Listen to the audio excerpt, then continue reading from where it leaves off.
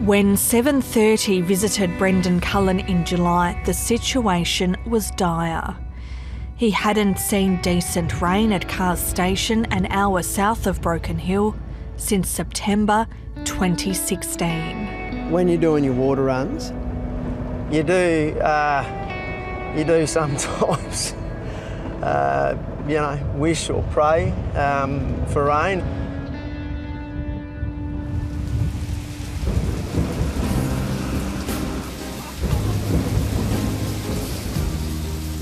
A fortnight ago, those prayers were answered.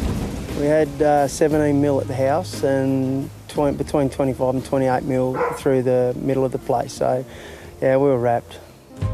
Here she comes. We're a long way off the drought breaking, but it's a stepping stone in the right direction. The bone-dry earth responded immediately. Yeah, in the past recent rains, this is the fresh growth that we've got on our salt bush. There's a lot of water in this dam. How much was in there before the downpour? Nothing, zilch, zero. So, we're very grateful for the water we've got in there. So how deep do you think this is? Oh, there's about 8 feet in it, yeah. So that'll give us probably the best part of 6 months or more.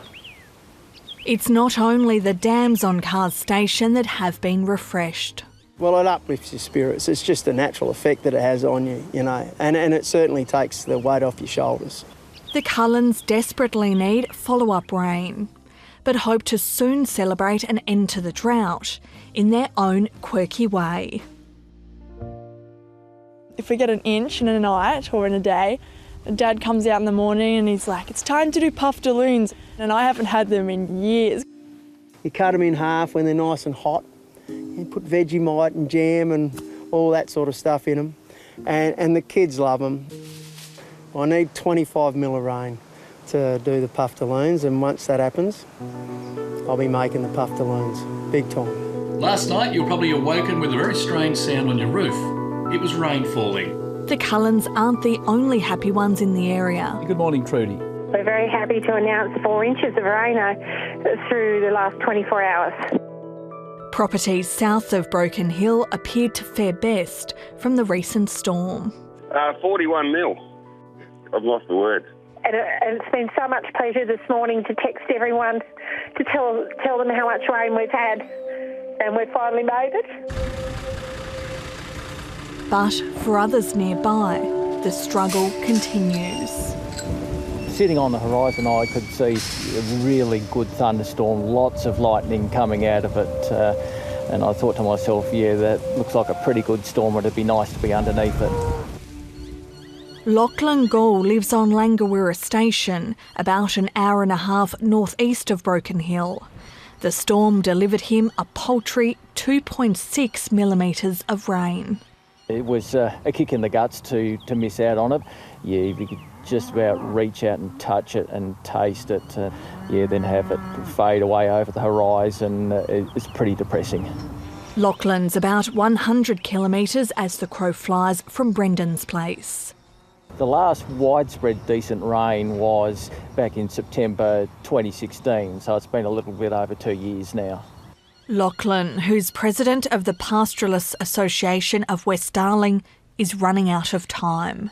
He's just had another dam run dry. We've got about 20 dams here, 17 of them are empty. When they go dry, you have to go along and disconnect the pump rod under the windmill so it doesn't wear the pump out pumping air. And of those 3 that still got water in them, I think they'll probably only last to about Christmas time at best. 80% of his stock is gone. Lachlan and his wife Jo are hand-feeding the rest. We'd be spending several $1,000s a day on feeding our animals, but that's the decision we've taken to keep our business afloat.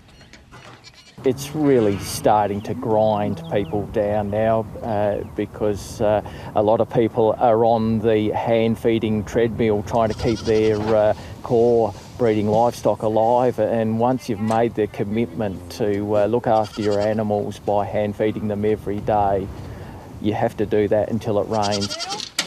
The competition out here for food and water is fierce. The Gauls have been pulling dead kangaroos out of their dams.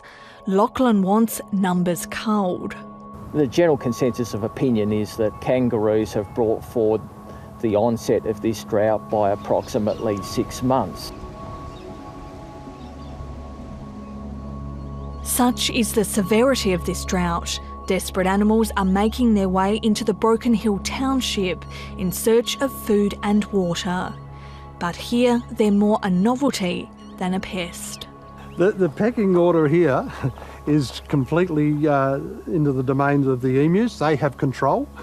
We have to give way to them, and they'll just casually stroll across the street in front of you. Okay, you ready to fill it up? Yeah. Here we go. Every morning, Larry Angel's family puts out a bucket of water for the emus to drink.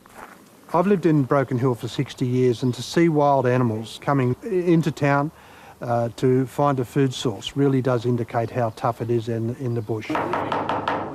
Also, I just wanted to recap on the things... After the recent rain, the National Drought Coordinator met landholders in Broken Hill. I'm a soldier. I have two things to do, really. It's to engage, to understand, and then to get stuff done. Kangaroos are competing with your livestock.